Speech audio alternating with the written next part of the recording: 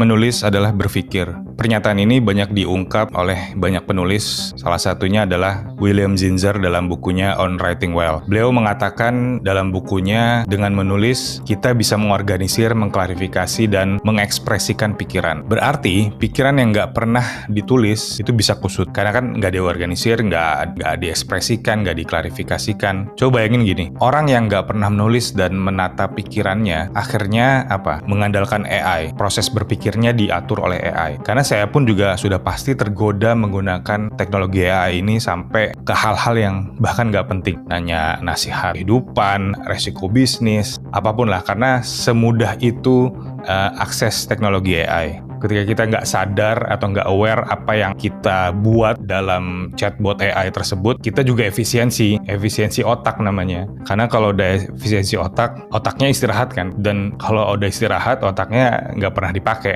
Bisa jadi brain rot. Oleh karena itu di video ini kita akan belajar gimana caranya menulis tanpa harus jadi penulis, gimana kita bisa mengorganisir pikiran kita secara efektif, dan berpikir mandiri tanpa tergantung AI. Dengan gitu kita bisa membuat outline tulisan ya, seperti storytelling untuk presentasi, copywriting untuk jualan, atau sekedar journaling menata pikiran yang kusut tadi. Tapi sekarang kita coba analisa dulu nih, apa akibat realnya dari ketidakmampuan kita dalam menulis. Yang pertama, pandai berargumen tapi tidak memiliki struktur penalaran yang baik. Yang kedua, memiliki data riset yang lengkap, datanya bagus, tapi gagal bernarasi. Tulisannya kaku, tidak menggugah. Karena sebenarnya elemen dari tulisan itu kan terdiri dari konten dan cara penyampaiannya. Itu aja sebenarnya. Dan konten itu terdiri dari klaim yang harus dibuktikan reasoningnya. Tujuannya supaya pembaca menerima klaim tersebut tanpa perlawanan, tanpa pembuktian lebih lanjut. Sedangkan caranya maksudnya adalah gimana alur konten tersebut disampaikan. Apakah alurnya memancing ide buat pembaca atau justru sebaliknya membuat anti klimaks. Karena tulisan yang bagus memiliki klaim yang kuat dan alur narasi yang mengalir. Tapi kenapa ya zaman sekarang kita malas untuk belajar nulis? Kalau menurut saya ada dua ilusinya. Yang pertama adalah menulis sama dengan pujangga. Orang menganggap menulis itu kegiatan seorang pujangga. Bahwa tulisan harus puitis, ceritanya fiksi. Karena mungkin di pendidikan kita dulu, menulis selalu dikaitkan dengan sastra, mengesampingkan fungsi menulis sebagai alat kejelasan berpikir. Kalau dulu sih, saya di sekolah dasar terutama ya, itu jarang terpapar buku-buku non-fiksi ya. Mungkin karena buku non-fiksi itu pada zamannya membahayakan kondisi politik kali ya, karena membentuk pola pikir tertentu kan. Ada isme-isme tertentu yang dilarang di Indonesia ini pada zaman dulu ya. Akhirnya kita terbiasa menulis cerita fiksi, bukan menulis pikiran sendiri. Nah, ilusi kedua yaitu ya penulisan dengan AI. Karena dengan mudahnya kita mengakses teknologi tersebut. Orang menganggap dengan AI, ya udahlah, bisa menyelesaikan masalah kita, nggak bisa nulis, nggak perlu lagi belajar nulis. Tapi sebenarnya AI chatbot itu, percaya nggak percaya, itu kayak mesin slot judi. Kita nggak tahu mau nulis apa, tujuannya apa, akhirnya nebak-nebak output yang diberikan AI. Dapat prompt gratisan dari si A, coba dapat lagi dari si B, coba lagi. Akhirnya dunia digital ini banyak banget sampah AI-nya. Sebenarnya orang kan lama-lama capek ya membaca atau mendengarkan tulisan-tulisan AI, karena kalau diperhatiin banyak paradoks-paradoks atau banyak frase yang dipakai AI yang sebenarnya di orang Indonesia itu jarang pakai. Jadi misalnya kayak, ini bukan soal ini, tapi ini tentang ini. Itu sebenarnya orang Indonesia jarang banget pakai frase itu. Karena itu frase Inggris sebenarnya. Jadi akhirnya ya nggak jelas sebenarnya, dan banyak halusinasi, banyak ngarang. Belum lagi AI chatbot itu, LLM itu kan ditrain dari dataset yang random banget ya. Dan orang yang pasrah menulis pakai output AI sebenarnya tidak menyelesaikan real problem. Contohnya gini, kita nulis presentasi pakai AI nih. Tujuannya adalah meyakinkan klien untuk menggolkan project. Mungkin untuk level sekedar menyelesaikan problem blank page, iya, presentasi itu jadi. Tapi itu bukan menyelesaikan problem sesungguhnya, karena problem sesungguhnya kan ada dalam ketajaman tulisan tersebut, membaca data klien atau insight dari klien. Akhirnya cuma menyelesaikan problem blank page, tapi sebenarnya tidak goal juga projectnya. Makanya orang yang menggadang-gadangkan efisiensi dengan AI itu ya mungkin dia hanya pekerja aja yang disuruh untuk membuat tulisan, tapi hasilnya dengan tulisan tersebut apa, kita nggak tahu. Nah, sebenarnya manfaat dari menulis tuh banyak ya, cuman saya menyimpulkan ada 2. Itu adalah kita bisa mendapat atau kita bisa mengambil hikmah dari setiap kejadian. Jadi ada penulis namanya Atul Gawande, dia seorang dokter bedah dan menulis buku Being Mortal. Dan dia mengawali menulis buku tersebut dengan rasa penasaran. Pertanyaannya adalah, sebelum menulis buku, percuma dong saya jadi dokter kalau pasien meninggal. Itu pertanyaannya dia. Apa tugas dia sebenarnya? Apa tugas saya sebenarnya? Dari situ kita bisa menyimpulkan, kalau dia nggak nulis buku, kalau dia nggak mulai untuk nulis buku dan berpikir dan punya pertanyaan-pertanyaan tersebut, dia nggak akan bisa mengambil hikmah apa peran dia sebagai dokter bedah. Nah, manfaat yang kedua itu metakognisi. Dengan menulis, membuat pikiran jadi bentuk yang solid. Metakognisi itu adalah kemampuan berpikir tentang pikiran kita sendiri. Thinking about thinking. Karena dengan menulis, membuat pikiran jadi bentuk yang solid, yang kita bisa lihat dan kita bisa analisa pikiran kita sendiri. Kalau proses itu diulang terus-terusan, kita melatih kemampuan yang namanya metakognisi. Karena kognisi itu kan artinya kemampuan berpikir lah simpelnya. Sedangkan meta itu beyond ya. Berarti metakognisi itu ya kemampuan atau kondisi di mana kita sadar atas alur pikiran kita sendiri dan mampu meregulasi pikiran tersebut. Jadi seperti kayak ngelihat kita dari jauh atau zoom out, kita lagi mikir nih, mana yang efektif, mana yang bekerja, mana yang tidak bekerja dari pikiran tersebut. Nah, secara saintifik, metakognisi ini udah terbukti ya diantaranya percepatan pembelajaran. Silakan googling Profesor John Hattie. Dia menyebutkan bahwa orang dengan kemampuan metakognisi itu nggak hanya belajar, tapi mereka sadar banget strategi mana yang works dan yang tidak works, dan bisa menyesuaikannya secara real time. Yang kedua itu adaptif. Adaptif tuh maksudnya bukan bisa survive di tempat manapun ya, cuman adaptif artinya kita bisa menerapkan prinsip-prinsip dasar ilmu tertentu ke ilmu lainnya. Jadi nggak cuman sekedar belajar teknik. Misalnya contoh, saya dulu 10 tahun lebih ngerjain musik buat iklan ya. Bikin musik itu adalah esensinya menggabungkan antara beberapa elemen. Kita pasti bikin chord progression dari lagu ini, liriknya dari gayanya lagu ini, itu kan kita remix. Dan menulis itu kan juga sama sebenarnya. Gimana kita merunutkan klaim-klaim atau ide-ide dari orang-orang yang kita suka baca tulisannya. Jadi gitu ya, metakognisi itu bisa membuat kita menerapkan prinsip-prinsip dasar atau kaidah-kaidah dasar dari ilmu disiplin tertentu ke disiplin lain. Yang ketiga, mengatur emosi. Kita jadi mampu keluar dari perasaan sendiri. Jadi observe dari luar ya. Jadi kalau kita lagi marah, kita udah pada saat marah pun kita sadar gitu. Detak jantungnya kita berasa. Terus langsung kita nanya, kenapa ya kok ke-trigger ya?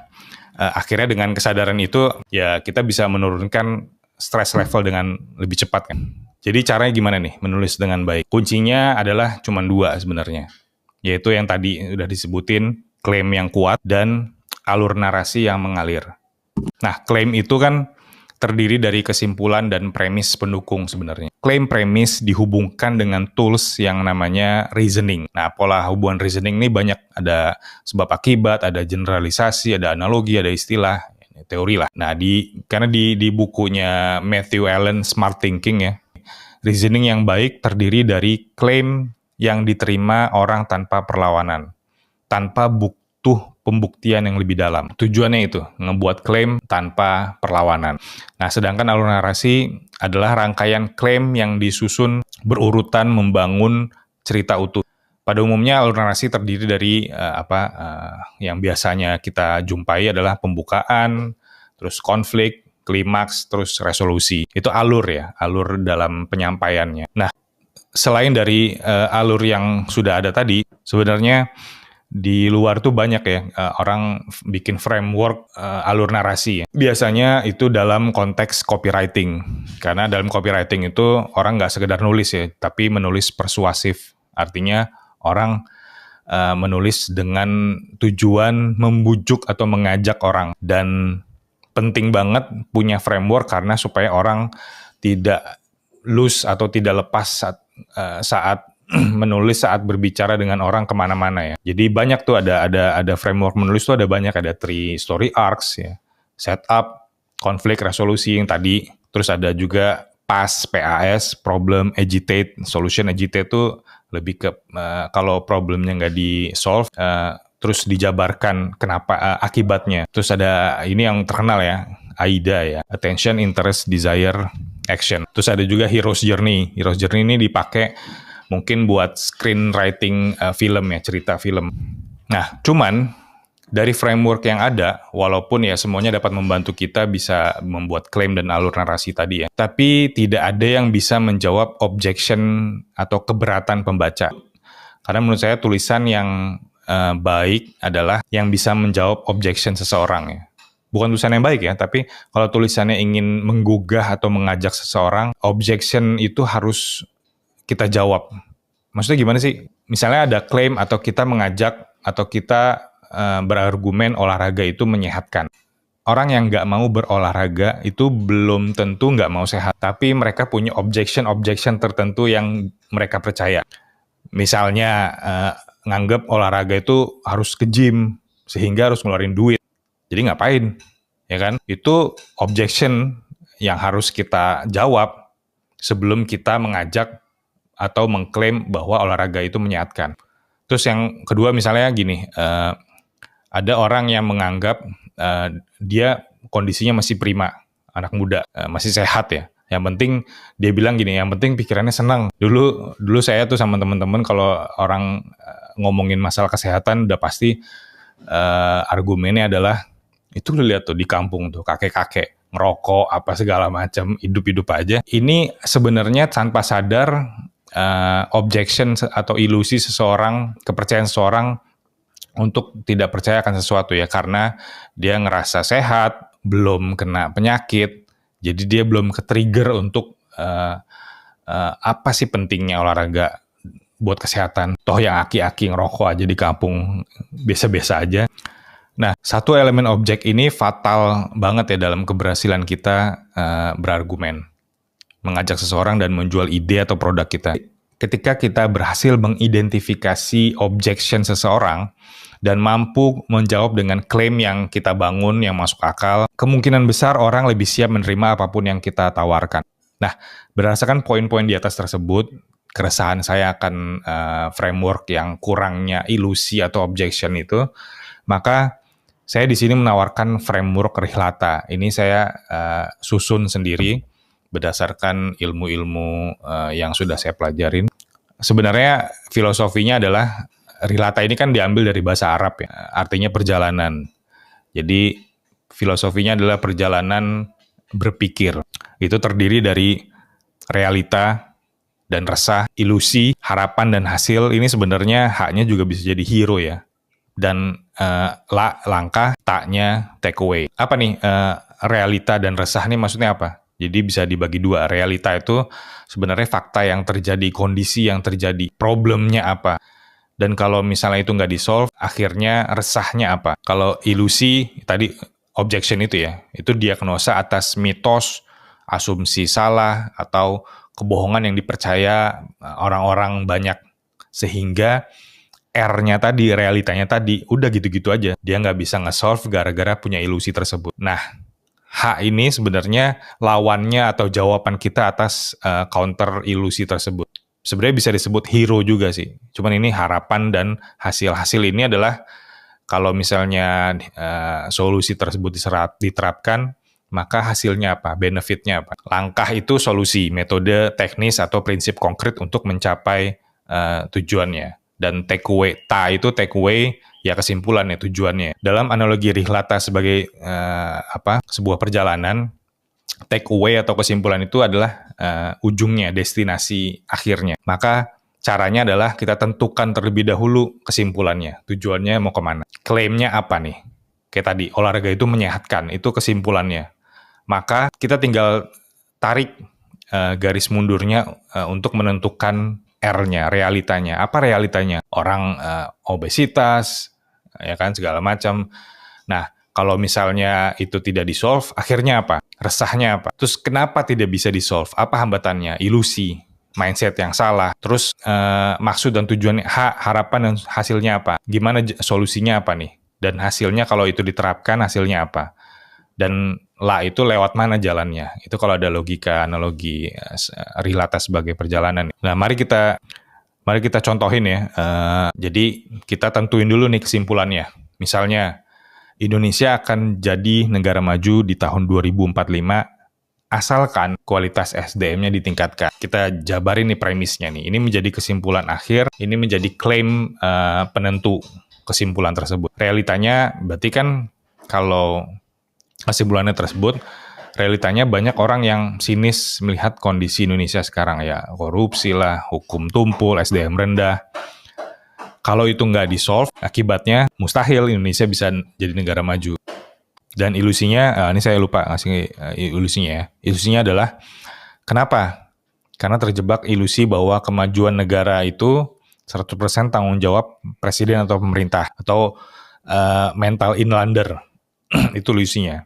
Dan harapannya adalah negara berdaulat secara ekonomi dan sistemnya rapi. Apa benefitnya? Sehingga rakyatnya sejahtera. Gimana caranya? Fokus pada bonus demografi dengan meningkatkan konten pendidikan informal misalnya. Nah, maka kesimpulan akan menjadi masuk akal karena didasari premis-premis pendukung ya. Realita, ilusi, harapan, dan hasil.